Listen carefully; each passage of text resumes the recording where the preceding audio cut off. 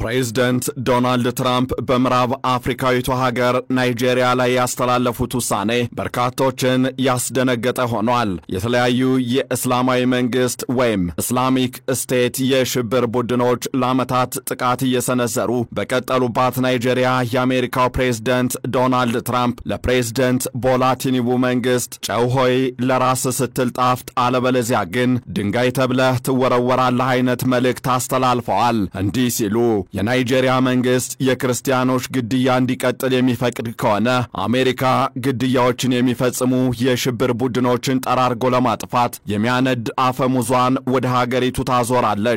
ለዚህ ደግሞ ትራምፕ ሀገሪቱን ልዩ ትኩረት ከሚያስፈልጋቸው የሀገራት ዝርዝር ውስጥ የመደቧት ሲሆን በቅርቡ የመከላከያ ሚኒስትር ከሚለው ስያሜው ወደ ጦር ክፍል ወይም ዲፓርትመንት ኦፍ ዎር በሚል ለቀየሩት ተቋማቸው አስፈላጊው ዝግጅት እንዲደረግ ትዕዛዝ ሰጥቻለሁ ሲሉ አስታውቀዋል። የአሜሪካ የጦር ዲፓርትመንት የሆነው ፔንታጎንም እሺ አለቃ በናይጄሪያ በክርስቲያኖች ላይ ግድያ በሚፈጽሙ የሽብር ቡድኖች እርምጃ ለመውሰድ የጦር ዲፓርትመንቱ እየተዘጋጀ ነው ሲል ገልጿል። ለመሆኑ ይህ የትራምፕ ማስጠንቀቂያ በፕሬዝዳንት ቦላ ቲኑቡ አስተዳደር እንዴት ይታያል? እንደ ቦኮ ሐራም አይነት ብዙ እልቂት የፈጸሙ የቀጠናውን የሽብር ቡድኖች በእርግጥ የቲኑቡ አስተዳደር ማጥፋት ይችላልን?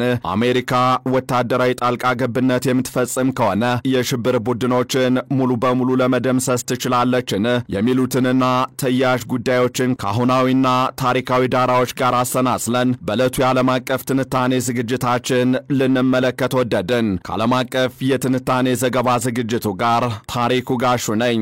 ፕሬዝዳንት ዶናልድ ትራምፕ ወደ 230 ሚሊዮን ሕዝብ በመያዝ የአፍሪካ ቁጥር 1 ሀገር በሆነችው ናይጄሪያ ላይ በብዙዎች ዘንድ ያልተጠበቀ ውሳኔ አሳልፈዋል። በእርግጥ ትራምፕ ወደዚህ ውሳኔ ከመምጣታቸው በፊት ፕሬዝዳንቱ በናይጄሪያ ላይ ያላቸውን ምልከታና ዝንባሌ እንዲፈትሹ የሚያደርጉ ጉዳዮች ቀደም ብለው ተፈጽመዋል። ከነዚህ ክስተቶች አንዱ ተደርጎ የሚወሰደው ደግሞ ከ2 ሳምንታት በፊት ትራምፕ የሚመሩት የሪፐብሊካን ፓርቲ አባሉና የሕግ መወሰኛ ምክር ቤት አባሉ ወይም ሴናተር ቴድ ክሩዝ ያለፈው የአውሮፓውያኑ ኦክቶበር 20 ያስተላለፉት መልእክት ይጠቀሳል። ሴናተር ቴድ ክሩዝ ባስተላለፉት መልእክት ከየትኛውም የዓለም ክፍል በበለጠ ሁኔታ ብዙ ክርስቲያኖች በዋናነት በእምነታቸው ምክንያት ብቻ በናይጄሪያ ተገለዋል በማለት ኮንግረሱ ሀገሪቱን የሃይማኖት ነጻነት የማይከበርባት ናት ሲል እንዲያወግዛትና እንዲፈርጃት ጠይቀው ነበር።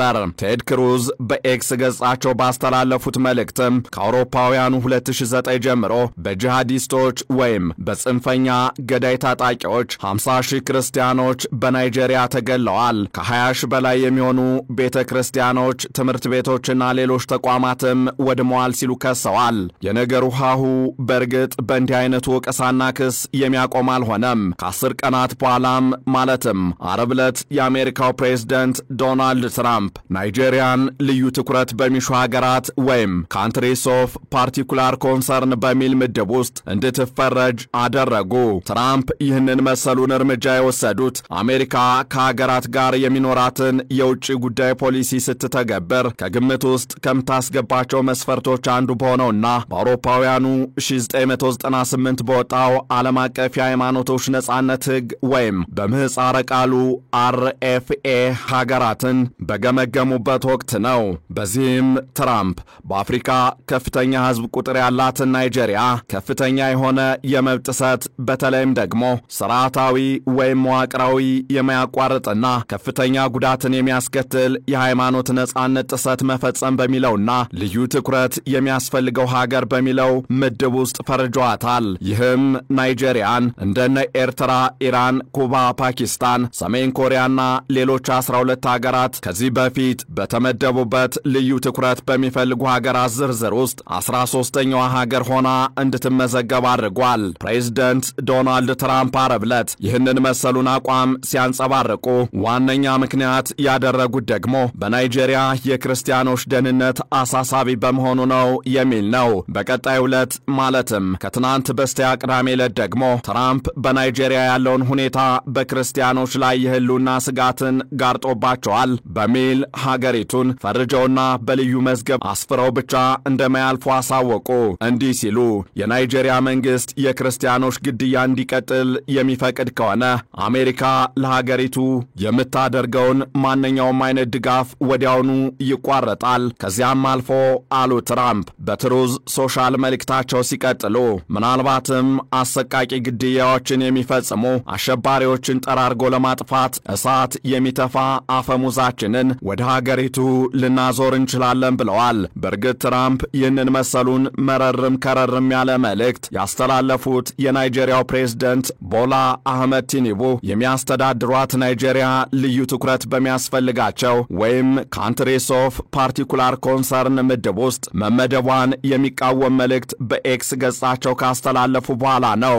ቲኒቡ ዓርብ ዕለት ትራምፕ ክርስትና በናይጄሪያ የህልውና አደጋ አጋጥሞታል፣ ጽንፈኛ የአይኤስ አሸባሪዎች ለጅምላ ጭፍጨፋው ኃላፊነቱን ይወስዳሉ ሲሉ ሀገሪቱን መፈረጃቸውን ባስተባበሉበት መልእክት ናይጄሪያ የሃይማኖት መቻቻል የሌለባት ሀገር ተደርጋ መወሰዷ ብሔራዊ እውነታውን አይገልጽም ብለዋል። ቦላ ቲኒቡ የትራምፕን ፍረጃ በተቃወሙበት በዚሁ መልእክታቸው ናይጄሪያ ሃይማኖታዊ ጥቃትን ትቃወማለች፣ የሀገሪቱ ህገ መንግስትም ለሁሉም እምነት ተከታዮች ዋስትና የሰጠ ነው ሲሉ ሞግተዋል። ሆኖም ፕሬዝደንት ዶናልድ ትራምፕ ይህንን መሰሉን ማስተባበያ ካስተዋሉ በኋላ በቀጥታ የተንደረደሩት ወደ ማስጠንቀቂያ ሆኗል። ይኸው ማስጠንቀቂያም በሽብር ቡድኖች የተፈጸመውን የክርስቲያኖችን ግድያ ብታስቆሙ አስቁሙ፣ አለበለዚያ እኛ ጠራርገን እናጠፋቸዋለን የሚል ሆኗል። ከዚያ በፊት ግን ትራምፕ ሁሉም አሜሪካ ለናይጄሪያ የምታደርጋቸው ድጋፎችም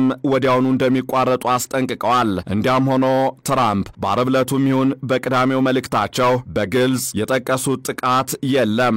ነገር ግን ከጥቂት ወራት በፊት ማለትም በአውሮፓውያኑ ኤፕሪል ወር ሙስሊም ታጣቂዎች በክርስቲያን አርሶ አደር ማህበረሰቦች ላይ በፈጸሙት ጥቃት ቢያንስ 40 ሰዎች ተገለዋል ሲሉ ራሳቸው የሀገሪቱ ፕሬዝደንት ቦላ ቲኒቡ ገልጸው ነበር።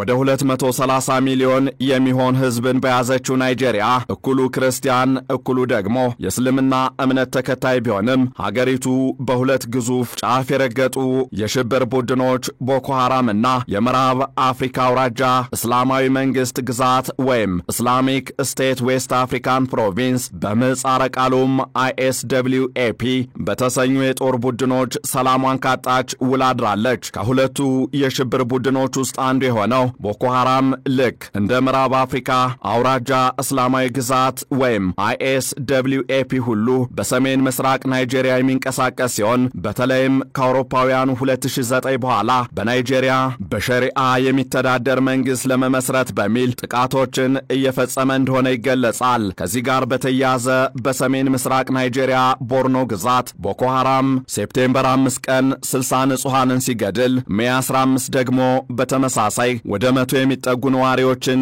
እንደገደለ የመብት ተሟጋች ድርጅቶች ገልጸዋል። ደግሞ በሌላ በኩል በአውሮፓውያኑ 2014 ቺቦክ በተባለ አካባቢ ከ200 በላይ ሴት ተማሪዎችን አግቶ በመውሰድና ሴቶችንና ልጃገረዶችን አጥፍቶ ጠፊ ቦምብ ጣዮች አድርጎ በማሰማራትም ይታወቃል። አንዳንዶች የናይጄሪያው ታሊባን እያሉ የሚጠሩት ቦኮ ሐራም በተለይም ትምህርትን አብዝቶ የሚቃወምና በትምህርት ተቋማትም ላይ ጥቃቶችን በመፈጸም የሚታወቅ ሲሆን ቢያንስ 38683 ሰዎችን ገሏል እየተባለም እየተገለጸ ነው። 2.5 ሚሊዮን ዜጎችን አፈናቅሏል። ከዚህ ባሻገርም 244000 የሚሆኑትን ስደተኞች አድርጓል። ከ952000 በላይ ተማሪዎችን ደግሞ ከትምህርት ገበታ ውጭ እንዲሆኑ ማድረጉም ይነገራል። በእርግጥ ይህ ዳታ ሴናተር ቴድ ክሩዝ ከጠቀሱት ጋር ከፍተኛ የሆነ ልዩነት እንዳለው ልብ ይሏል። እናም ትራምፕ ይህንን መሰሉን ሁኔታ ከግምት ውስጥ በማስገባት ይመስላል የናይጄሪያ መንግስት ሆይ አሸባሪዎችን ካስቆንክ አስቁም አሊያ እኛ እናስቆማቸዋለን ሲሉ ያስጠነቀቁት። ከዚህ ጋር በተያያዘ ትራምፕ ያስቀመጡት አማራጭ ሁለት ሲሆን አንደኛው የቦላ ቲኒቡ መንግስት የሽብር ቡድኖችን በማጥፋት የክርስቲያኖችን ግድያ ያስቁም የሚል ሲሆን ሁለተኛው ደግሞ አሜሪካ ራሷ ናይጄሪያ ላይ ጣልቃ በመግባት እርምጃ ትወስዳለች የሚል ነው። ከዚህ ጋር በተያያዘም ትራምፕ ለአሜሪካ የጦር ዲፓርትመንት ሊወስድ ስለሚችለው ወታደራዊ እርምጃ ዝግጅት እንዲያደርግ ትዕዛዝ ሰጥቻለሁ ብለዋል። ፕሬዝደንት ትራምፕ አክለውም እኛ ጥቃት ከፈጸምን በሚወደዱ ክርስቲያኖች ላይ አሸባሪ ወሮበሎች እንደሚያደርጉት ሁሉ ፈጣን ጨካኝና ጣፋጭ ሆናል በማለት አሸባሪዎች በንጹሃን ላይ ለፈጸሙት ጥቃት አጸፋ ለመመለስ ቁርጠኝነታቸውን አረጋግጠዋል። እዚህ ላይ 3 መሰረታዊ ነጥቦች የሚነሱ ሲሆን አንደኛው በናይጄሪያ የአሸባሪ ቡድኖች ሰለባ የሆኑት ክርስቲያኖች ብቻ አይደሉም፣ የእስልምና ተከታዮችም ተገድለዋል የሚለው ነው። ከዚህ አንጻር የተለያዩ የመብት ተሟጋች ድርጅቶች እንዲሁም ቡድኖች በተለይም ቦኮ ሐራም በራሱ ሚዛን ትክክለኛ ሙስሊም አይደሉም የሚላቸውን ሙስሊሞች በብዛት ገሏል ሲሉ የሁሉም ጠላት መሆኑን እየገለጹ ይገኛሉ። ሁለተኛው ነጥብ ደግሞ የቦላ ቲኑቡ መንግስት ስልጣን ከያዘበት 2023 ጀምሮ የሽብር ቡድኖችን ከመዋጋት አቋርጦ አያውቅም፣ ችግሩ የሽብር ቡድኖቹ ፈርጣማ የሆኑ መምጣት ነው የሚለው ነው። ሆኖም ትራምፕ ያስተላለፉት መልእክት ግን የትንፍጭው ዱቄቱን አምጩ የሚል አንድምታ ያለው ሲሆን መንግስት ነህ የዜጎችን ደህንነት ማረጋገጥ መብታቸውንም ማስከበር አለብህ የሚል ሆኗል። የናይጄሪያው ፕሬዝዳንት ቦላ ቲኑቡ አጣብቂኝ ውስጥ የሚገቡትም እዚህ ላይ ነው። በአንድ በኩል የአሜሪካ የጦር ዲፓርትመንት የትራምፕን ትዕዛዝ ተቀብሎ ሻለቃ አስፈላጊው ዝግጅት ይደረጋል የሚል ምላሽ በቅጽበት መስጠቱን አስተውለዋል። በሌላ በኩል ደግሞ በናይጄሪያ የሚገኙ የሽብር ቡድኖች አሁን ባለው ነባራዊ ሁኔታ የሚንበረከኩላቸው አይመስልም። ቲኑቡ ሽብርተኞችን ማጥፋት ካልቻሉ ደግሞ የአሜሪካ ጦር በናይጄሪያ ጣልቃ ሊገባ ነው ማለት ነው። ሶስተኛው ነጥብ የሚነሳውም እዚሁ ላይ ሲሆን የአሜሪካ ጣልቃ ገብነትስ ከውድመት ውጪ የሽብር ቡድኖችን ሊያጠፋ የሚችል ይሆናልን የሚለው ነው። መልሱ ደግሞ በአመዛኙ የአሜሪካ ጣልቃ ገብነት ውጤት ከሚያመጣበት ይልቅ የማያመጣበት ዕድል ያመዝናል የሚል ይሆናል። ለዚህ ደግሞ አልሸባብን ከሶማሊያ፣ አፍጋኒስታንን ከታሊባን፣ ሐውቲን ከየመን፣ ሐማስንም ከፍልስጤም ሙሉ በሙሉ መፋቅ እንዳልተቻለ ታሪክ ማኝ ሆኖ ይቀርባል። ምናልባትም እዚህ ላይ ቦላ ቲኑቡ አንድ አማራጭ ብቻ ይኖራቸዋል። ይህም ከአሜሪካ መንግስት ጋር በጋራና በጥምረት በመስራት ችግሩን ለመፍታት መሞከር። ይህንን ዓለም አቀፍ ትንታኔ ስናዘጋጅ sciencedirect.com፣ ታይለር ኤንድ ፍራንሲስ ኦንላይን፣ ካምብሪጅ ዩኒቨርሲቲ ፕሬስ እና ብሉምበርግን በዋቢነት ተጠቅመናል።